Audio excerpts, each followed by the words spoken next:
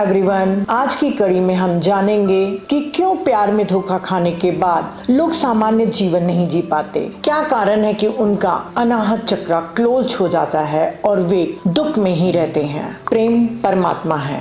हम सभी यहाँ प्रेम पाना और देना चाहते हैं। प्यूबर्टी आते ही व्यक्ति अपने ऑपोजिट जेंडर की तरफ आकर्षित होता है और दूसरे से प्यार होने से हमारा स्वयं का अनुभव बढ़ता है। जैसा कि हम अपने प्रेमी की आंखों, शब्दों और व्यवहार में स्वयं को प्रतिबिंबित करते हैं। अचानक हमें अपनी डिविनिटी, अपनी यूनिकनेस की एक झलक मिलती है और एक नए तरीके से खुद की देखभाल करना शुरू करते हैं और गर्व और उद्देश्य की भावना महसूस करते हैं। अपने रूम को ज्यादा साफ सुथरा रखते हैं और आसपास की चुनौतियां भी हों तब भी आगे बढ़ने का साहस करते हैं। हमारे रिश्तों की नींव हमारे बचपन पर निर्भर करती है। बच्चा अपने पेरेंट्स के साथ आइडेंटिफिकेशन करता है। बिल्कुल वैसे ही एडल्ट के रूप में जब हम किसी से गहरा प्यार करते हैं तो हम कुछ हद तक उनके साथ भी तादात्म्य बना लेते हैं। हम उनके दुखों, पीड़ाओं, उनकी अचीवमेंट्स, खुशियों से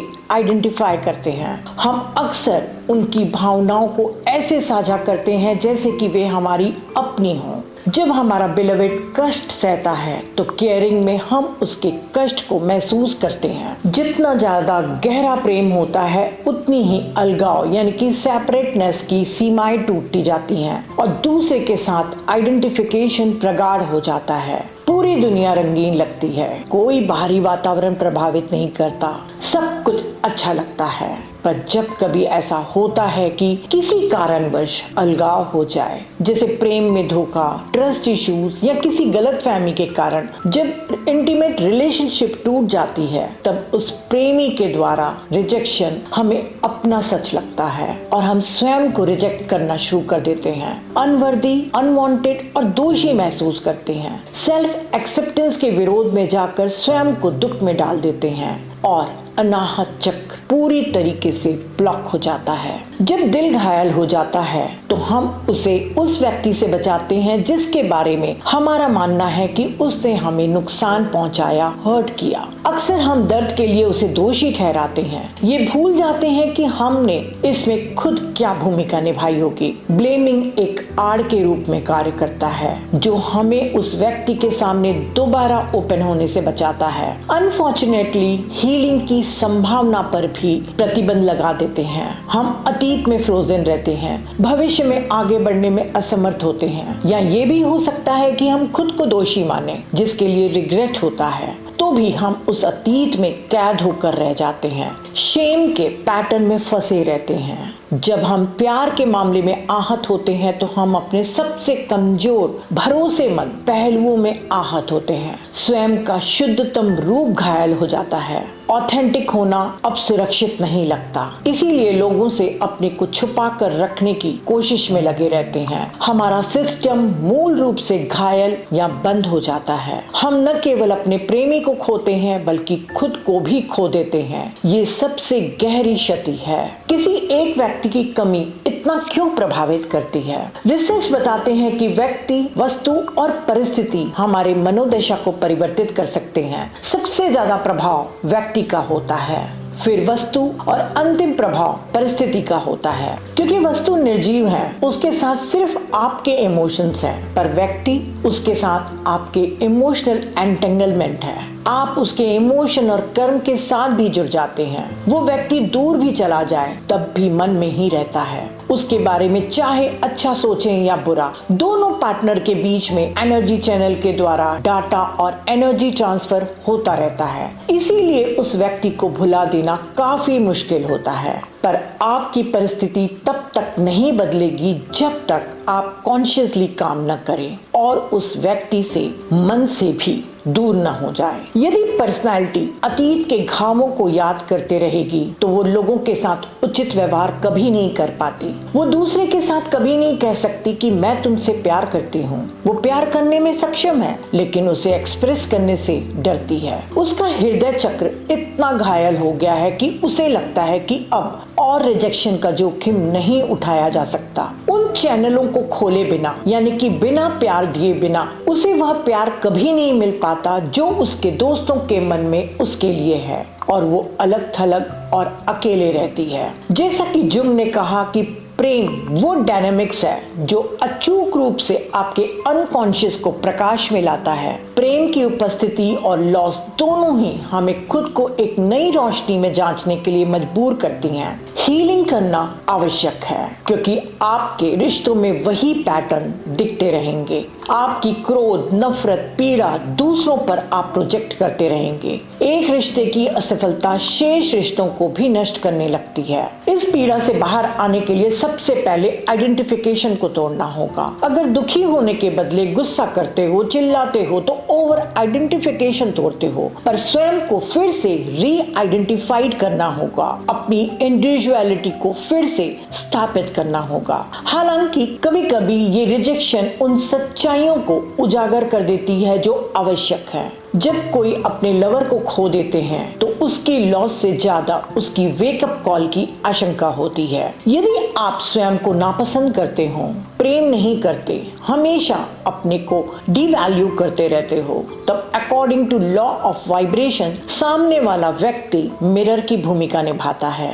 यदि सामने वाला आपकी कमी को रिफ्लेक्ट कर रहा है तब स्वयं को आपको बदलना होगा। ट्रांसफॉर्मेशन की शक्ति सबसे मजबूत में से एक है लेकिन सबसे कठिन भी है, पर अपने अंदर आप जब तक सुधार नहीं करेंगे तो आने वाले भविष्य में इंटीमेट रिलेशनशिप में वही पैटर्न आपको दिखेंगे और फिर से हो सकता है आप असफल हो जाएं। आप अपने में जांच करिए कि कहीं आप बहुत पॉजिटिव तो नहीं, क्योंकि बचपन में बहुत ज्यादा अटेंशन और लव मिलने से व्यक्ति वैसा ही अटेंशन और प्यार अपने इंटीमेट रिलेशनशिप में भी चाहता है। या कहीं डोमिनेटिंग बिहेवियर तो नहीं, या आपके भीतर कोई ट्रस्ट इशू हो जिसके कारण आपको इनसिक्योरिटी लगती हो कि आपका पार्टनर आपको छोड़कर न चले जाए। अपने भीतर के घाव को देखने का प्रयास करें और उसे दूर करें। संक्षेप में कहें तो पैटर्न बदलने, कुछ नया बनाने, विकसित करने के लिए कॉन्शियसली अटेंशन देने की आवश्यकता है। प्यार, positiveness, domination, clinging, fear, over protection नहीं है। अगर आपके रिलेशनशिप में ये था तो इसका अंत होना ही है। जब बहुत अधिक गुस्सा और ब्लेम किया जाता है तो उन शक्तिशाली लेसन्स को वो अस्पष्ट कर देता है जिसे आपको सीखना है। प्रेमी के साथ ओवर आइडेंटिफिकेशन और सीखने के लेसन्स के बीच में अंतर करना महत्वपूर्ण है। यदि सीखने के लिए आपके लेसन है तो उसे आप कंपैशन के साथ सीखिए। सेल्फ एक्सेप्टेंस और सेल्फ लव, जो भी हुआ, जिसके कारण भी हुआ, उसे भूलकर स्वयं को स्वीकारें। इस रियलिटी को स्वीकारें कि अब वो जा चुका है। कॉन्शियसली जीवन जीना आवश्यक है। अपने हृदय में प्रवेश करें, अपने आप को सेल्फ एग्जामिन करें, अपने मानसिक टुकड़ों यानी साइकिक पीसेस को इंटीग्रेट करें, उन्हें रिश्तों में लाने और ये देखने को अनुमति दें कि वे एक दूसरे से कैसे संबंधित हैं और संपूर्ण हो जाती हैं। Self examination new integrated self को जन्म देता है। आत्मा अब अतीत से बंधी नहीं है और भविष्य की ओर बढ़ रही है। संतुलन स्थापित करने के लिए सेल्फ एग्जामिनेशन आवश्यक है, जो आपके हार्ट चक्र का केंद्रीय सिद्धांत है। आप अपने आप से पूछिए कि ये व्यक्ति विशेष रूप से मेरे लिए इतना खास क्यों था? वो मेरे लिए ऐसा क्या लाया था कि मैं अपने आप में खो गया? मेरा कौन सा हिस्सा विशेष रूप से इस व्यक्ति से जुड़ा हुआ है और उस हिस्से को क्या चाहिए? इस रिश्ते के परिणाम स्वरूप मैंने अपने आप में क्या खो दिया? मैं अपने उस हिस्से को एक बार फिर से कैसे पोषित और पुनः प्राप्त कर सकता हूँ? जब शोक करते हैं और परिस्थिति से समझौता कर लेते हैं, पर पर ये समझौता समझदारी से होना चाहिए कि ये रियलिटी है। इस रियलिटी को स्वीकारने में जितनी देर होगी उतनी ही देर आपकी हीलिंग में होगी। दुख आपके घावों को साफ करने में मदद करता है ताकि आप अपनी होलनेस को पुनः प्राप्त कर सकें। आप देखें, जांच करें कि क्या ये प्रेम था या महज आकर्षण था, क्योंकि कई रिश्ते फैंटेसी बॉन्ड के साथ ही शुरू होते हैं। फैंटेसी बॉन्ड क्या है? बच्चे के साथ जब क्रूएलिटी की जाती है, अपमानित किया जाता है, हिंसा की जाती है, तब बच्चे को कहा जाता है कि मैं तुम्हें बहुत प्यार करती हूँ, पर ये आपकी भलाई के लिए ही मुझे करना पड़ रहा है। तो बच्चे को एक गलत मैसेज जाता है कि क्या यही प्यार है? वो मिसट्रीटमेंट, दुर्व्यवहार और दर्द को प्यार के समतुल्य मानता है और उसे स्वीकार कर लेता है। बड़े होकर जब पार्टनर ऐसे ही मिसबिहेव करते हैं, हिंसा करते हैं, तो भी इसे लोग प्रेम मान लेते हैं। बहाने करते हैं कि अब मैं नाराज होने का मौका नहीं दूंगी, शायद मेरी ही गलती है, शायद आज उनका मूड अच्छा नहीं। स्वीकार कर लेते हैं, चाहे ये प्रेम का भ्रम ही हो। इसे ब्रैड शॉ ने फैंटेसी बॉन्ड कहा है। बहुत सी प्रेम कहानियां ऐसे ही भ्रम से शुरू होती हैं और दर्द के साथ अंत होती हैं। तो जांच करिए कि वाकई वो प्रेम था या सिर्फ भ्रम, क्योंकि कई बार सिर्फ फिजिकल अट्रैक्शन के कारण भी इसे प्रेम मान लिया जाता है, या कभी अकेलापन को दूर करने के लिए भी साथ मिलता है तो उसे प्रेम मान लिया जाता है। तो जांचिए कि वाकई वो प्रेम है या प्रेम के नाम पर सिर्फ एक इल्यूजन है। Distract from old memories. चाहे कितनी भी आपकी मेमोरीज उसके साथ सुखद हो, पर उसके साथ ही उस व्यक्ति की कमी का एहसास भी जुड़ा होता है। तो चाहे कितनी भी हैप्पी मेमोरीज हो, उसको म्यूजिक, डांस, एक्सरसाइज के द्वारा आप अपने मन को डिस्ट्रैक्ट कर सकते हैं। क्रिएटिविटी। अपने दुख, गुस्से, नफरत को सही रूप से चैनल करने के लिए कुछ नया करना चाहिए। आपके अधूरे शौक, हॉबीज को फिर से शुरू कर सकते हैं। नई लैंग्वेज सीख सकते हैं, सिंगिंग, हैंडीक्राफ्ट्स, जो भी आपको रुचिकर लगता हो वो सीखना चाहिए। ये क्रिएटिविटी आपको न केवल खुशी देगी बल्कि होलनेस भी महसूस कराएगी, क्योंकि सृजन करने से आत्मसंतुष्टि मिलती है। मेडिटेशन। इमोशनल हीलिंग के लिए मेडिटेशन सर्वोत्तम उपाय है। जितने भी आपके फ्रोजन इमोशन हैं, अनकही बातें हैं, वो सब सरफेस पर आएंगी और कैथारसिस के द्वारा वो दूर हो जाएंगी। प्रकृति भी हमें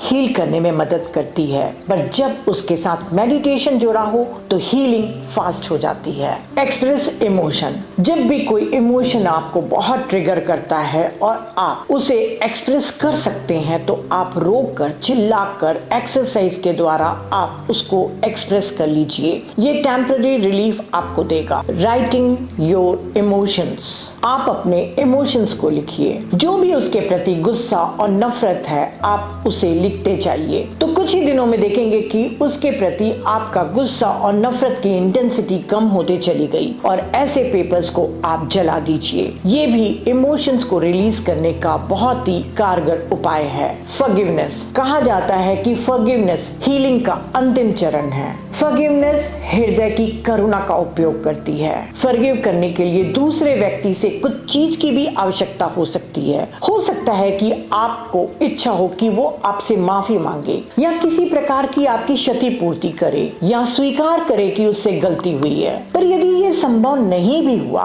तब भी क्षमा करना दिल को हल्का करने और आगे बढ़ने की अनुमति देती है। ये हृदय की लिबरेटिंग प्रोसेस है, और ये फॉरगिवनेस आप उसके लिए नहीं, अपने स्वयं के लिए कर रहे हैं। और फॉरगिव नहीं भी कर सकते हैं तो फॉरगेट करिए। फॉरगेट करने का अर्थ ये नहीं कि आपकी सबकॉन्शियस मेमोरी में से उसकी मेमोरीज डिलीट हो जाएंगी। फॉरगेट करने का अर्थ केवल इतना ही है कि उसकी इंटेंसिटी इतनी कम हो जाए कि जब भी वो घटना आपको याद आए तो उसके प्रति कोई भी नेगेटिव इमोशन आप में न पैदा हो। कहा भी जाता है good to forgive, best to forget. पहला कदम है खुद को माफ करना। इसका मतलब ये है कि अंदर कोई भी गिल्ट और शेम नहीं रखना चाहिए। अपने आप को दयालुता से देखने की जरूरत है। आत्मा की लालसाओं को देखना कि वो क्या हासिल करने की कोशिश कर रही थी, उन बाधाओं को देखना जो रास्ते में थी, उन फोर्सेस को देखना जो उस समय यात्रा में बाधा डाल रही थी। इसका मतलब यह है कि आप समझते हैं कि आपने जो किया वो क्यों किया, और जो गलती हुई उससे अपने मूल सार को अलग कर लें। अपने उस हिस्से के साथ करुणा का व्यवहार करें जो उस समय सक्रिय था। देखो कि उसे क्या चाहिए था, वो क्या ढूंढने का प्रयास कर रहा था। देखें कि क्या आप उसे फॉरगिव कर सकते हैं। अपने आप से अपने इनर चाइल्ड को ये शब्द कहने का प्रयास करें, मैंने तुम्हें माफ कर दिया, तुम बस कोशिश कर रहे थे। हो सकता है कि अब हम इसे और अधिक अच्छे तरीके से हासिल करने में आपकी मदद कर सकें। इस तरह से अपने आहत इनर चाइल्ड को आप हील कर सकते हैं। एक बार जब हम किसी स्थिति के बारे में अपनी भावनाओं पर काम करते हैं और खोए हुए टुकड़ों को पुनः प्राप्त करते हैं तो क्षमा हमें आगे बढ़ने देती है। हम किसी और को माफ करने में भी वही कदम उठाते हैं जो हम अपने लिए करते हैं। हम पूछ सकते हैं कि उस व्यक्ति पर कौन सी ताकतें काम कर रही थी, वे क्या हासिल करने की कोशिश कर रहे थे, उन्हें क्या चला रहा था, ऐसी कौन सी चीज की कमी थी जिनकी उन्हें आवश्यकता थी, किस चीज ने उन्हें पहले जैसे होने से रोका और अलग ढंग से रिएक्शन देने में भूमिका निभाई। यदि वे कॉन्शियस होते तो उनके असली इरादे क्या होते। फॉरगिवनेस प्रोसेस में सहायता करने के लिए मुझे उस व्यक्ति से क्या चाहिए, उन्हें माफ करने और आगे बढ़ने के लिए मुझे खुद से क्या चाहिए। क्षमा हृदय की कठोरता को नरम कर देती है और खुलेपन को नवीनीकृत कर देती है। फॉरगिवनेस का अर्थ ये नहीं है कि ऐसी घटना को दोबारा घटित होने देगी, बल्कि ये उन परिस्थितियों में अधिक अवेयरनेस विकसित करने की अनुमति देगी जो गड़बड़ा गई थी। दुख एडिक्टिव होता है क्योंकि उस समय जो हार्मोन निकलता है वो आपको बहुत ही आराम देता है। इसीलिए लोग बार बार दुख की यादों के साथ जुड़ते रहते हैं। सेल्फ पिटी और सेल्फ रिजेक्शन सबसे बड़ा पाप माना जाता है। जब भी ब्रेकअप होता है, आपका पार्टनर, आपका हस्बैंड आपको छोड़ के चले जाए, तब आपके पास दो चॉइसेस रहते हैं, विक्टिम कॉन्शियसनेस में रहना या क्रिएटर बनना। विक्टिम कॉन्शियसनेस में जब तक के रहेंगे, आप दूसरे को ब्लेम करते रहेंगे, तब आपके पास नए विकल्प की संभावना यानी कि दूसरे पार्टनर की संभावना नहीं के बराबर होगी। यदि आप किसी नए रिलेशनशिप में चले भी गए तब भी उसमें बाधा उत्पन्न होगी। पर यदि आप अपनी जिम्मेदारी लेते हैं और एक क्रिएटर के रूप में आप अपनी वाइब्रेशन को बढ़ाते हैं, उसे लेट गो करके मूव ऑन करते हैं, तो अपने जीवन में आप एक नए पार्टनर के आने की संभावना को खोलते हैं। जब आप ऐसे दुख में हो तब आपको किन से बचना चाहिए? सैड म्यूजिक, नेगेटिव फ्रेंड्स जो आपको ट्रिगर करते हो, सोशल मीडिया से डिस्टेंस जो उसके बारे में आपको जानकारी देता हो, और last but not the least, अपने अनाहत चक्र को खोलने के लिए बाहर जाएं, फ्रेंड्स और फैमिली के साथ घूमें, मौज मस्ती करें, दूसरों को खुशी और प्रेम देना शुरू करें, चाहे बच्चे हो, प्लांट्स हो, एनिमल्स हो, एजेड पीपल हो। जितना आप प्रेम और खुशी बांटेंगे, 1000 गुना होकर वो आपके पास लौट आएगा। और याद रखिए, प्रेम लेने से ज्यादा प्रेम देने में आनंद है। एफर्मेशन के द्वारा भी आप अपने आप को पॉजिटिव रख सकते हैं। I am loved, loving and lovable. I have so much to be grateful for. I am so deserving of a loving relationship. I forgive myself. I take care of myself. I give myself permission to heal. I am worthy of love. I am enough. I trust this is happening exactly as it should. I'm strong and powerful. जीवन चलने का नाम है और ये बहुत अमूल्य है। किसी एक व्यक्ति के लिए अपनी खुशी और प्रेम को सीमित मत करिए। In real love, you want the other person's good. In romantic love, you want the other person. तो यदि आपको उससे सच्चा प्यार है और यदि वो खुश है, चाहे आप उसके जीवन का हिस्सा नहीं है, तो आप उसे खुश रहने दें और स्वयं भी आनंद से रहें। तो फ्रेंड्स, अगर आप ऐसी परिस्थिति में हैं तो आप इसका सामना करिए, खुद को हील करिए, स्वयं से प्रेम करिए और लोगों को प्रेम बांटिए। कहीं ऐसा न हो कि मृत्यु के क्षण में आपको दुख हो कि आपने वो प्रेम उन लोगों को नहीं बांटा जो डिजर्व करते थे और किसी एक व्यक्ति के कारण आपने अपने प्यार को सीमित कर दिया था। Thank you.